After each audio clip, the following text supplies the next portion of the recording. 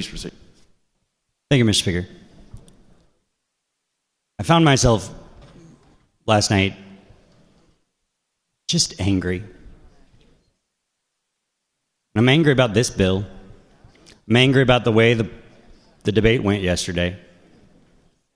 But I'm angry about this constant problem we face every year in this place. The bill sponsor here said that this explicitly primarily impacts St. Louis City. My city. City of the people I was elected to represent, and several other members of this body were elected to represent.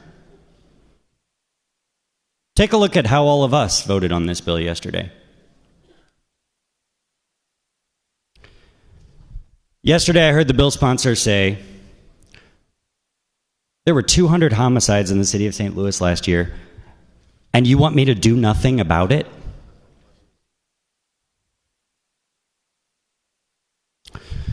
Mr. Speaker, this weekend, about 10 o'clock at night, I'm laying on the couch watching a movie with my girls cuddling with me, and I hear 4 gunshots.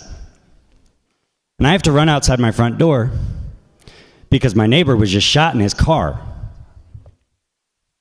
A dad that lives a couple doors down from me. I had to go make sure he was okay, and thank God somehow he wasn't killed as a bullet flew through his driver's side window and 3 in his door.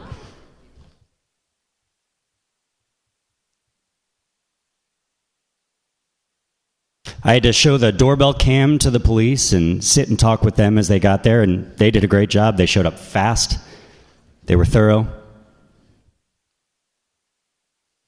Mr. Speaker, on October 24th,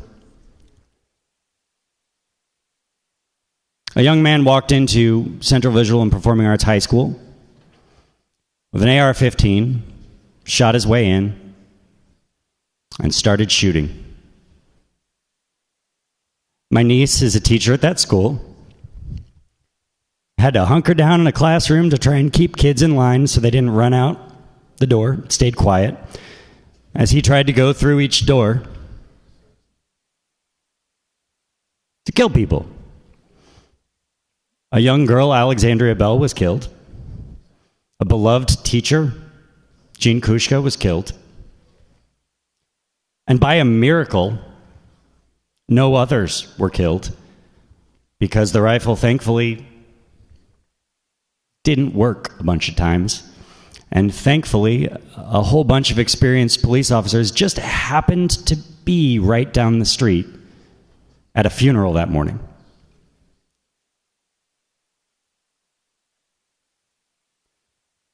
These are a couple examples from my district, and I can guarantee you there are members of this body with districts that have a lot more examples than mine does. So no, we don't want you to do nothing. We don't want you to do nothing about violence in our communities. We want you to listen to us about what we need to do something about violence in our communities. For years, we come here pleading for the things that we need to do something that will actually address violence in our communities. We plead for investments in social services and mental health care so that we don't have wait times of a year to get a bed for mental health treatment, so that we have social workers and mental health workers in our schools, so that we have affordable housing that also doesn't separate families. To do something about mass incarceration so that we're not pulling family members out and are instead getting them treatment when they need help. Resources to address generational trauma and poverty and systemic racism.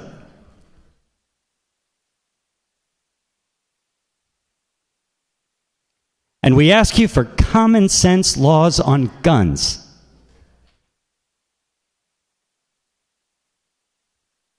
Now, the first set of that stuff, I realize it's hard, it's complicated, it costs money.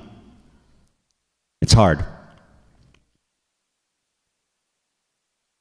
Well, metro regions like St. Louis pay more per capita into this state in taxes and bring more revenue into this state per capita than anywhere else. and yet we receive less per capita in dollars spent. So we're begging, fund homelessness initiatives in a real way, right? St. Louis bears the brunt of the cost of homelessness in the region.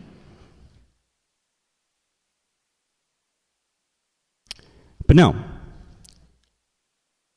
you come to us today and say the solution is what you always think the solution is, an easier political move of pointing the finger at elected Democrats in the cities and saying it must be their fault. Just like when our schools have been struggling for decades from underinvestment and flight and segregation, you come in and say, well, let's take away the control of an elected school board locally and have it run by a state-appointed school board. That'll fix the problem. Did it? No, our schools are still begging for help. And I've seen more progress in my schools and better communication in my schools in the last few years since the local elected board regained power. You come in passing bills that only apply to St. Louis City to change our educational structure. Has that magically fixed our problem? No. No, it hasn't. Outcomes at charter schools are pretty comparable to outcomes at public schools. No, you keep coming in and saying, you know better than we do. Now, common sense gun laws. Our law enforcement officers tell us every day their lives are in danger, it's hard to do their jobs, and all of our lives are in danger because guns just keep flooding the streets. These aren't hard. A requirement for permits that we used to have less than a decade ago simply made it where police could remove guns from the hands of folks that, by definition, were not law-abiding citizens. A simple way to make sure when they stop a kid with a gun, that kid doesn't have a permit, they take it. And guess what? Guns are expensive and hard to replace, so that reduced the number of guns on the street. It reduces the number of gun suicides, and it reduces the number of homicides. Look around the country. The stats are there. You want to blame Democrats running cities? Then why is it that the murder rate is 42% higher in red states than blue states? It's investments in social services that address the root causes of violence, and it's common sense gun laws. But no, it's politically easier to point the finger. It's politically easier to just say, nah, we're going to take charge, we'll fix it. It's politically easier to say, we'll lock people up for longer, because that's the other thing this bill does. Longer sentences. Yeah, because that's worked in the past, hasn't it? Just lock people up for longer. I'm tired of these tired solutions that don't work when we are begging and pleading and telling you what will. And Mr. Speaker, I have filed bills this year at the request of the students and teachers at that school, at the request of countless members of my community. Bills like an extreme risk protection order that the state of Florida under Republican Governor Rick Scott and a Republican legislature passed after a high school shooting in their state. And it's not even been referred to a committee for a hearing. You won't even let these kids come out here and tell their stories.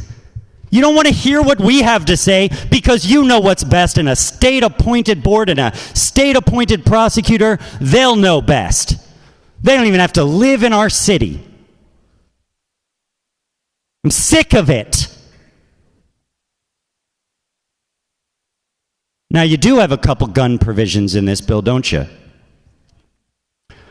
One that snuck in, trying to pretend it wasn't even there, a change to the definition of rifle so that guns manufactured in this state that cause massive damage, like the gun that was taken into the school in my district, can be classified not as a rifle even if they function in exactly the same way as the definition of a rifle.